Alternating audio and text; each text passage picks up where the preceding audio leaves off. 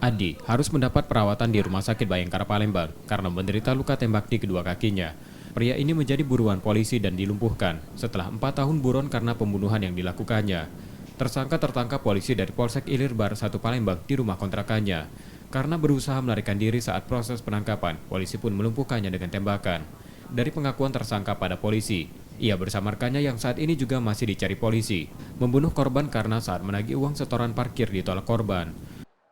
Jadi kami sudah berhasil mengamankan satu orang DPO kami, sudah 4 tahun dia jadi DPO kami.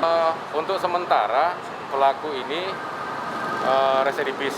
Dari beberapa catatan dia sudah beberapa kali melakukan tindakan kejahatan, dan di sini pelaku ini kami jerat dengan pasal 170 yang menyebabkan korban meninggal dunia.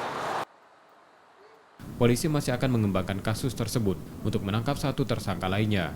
Sedangkan tersangka yang tertangkap dibawa ke Polsek Ilir Bar 1 Palembang untuk proses pemeriksaan. Reski Oktora, Muklas Diferensial, Kompas TV, Palembang.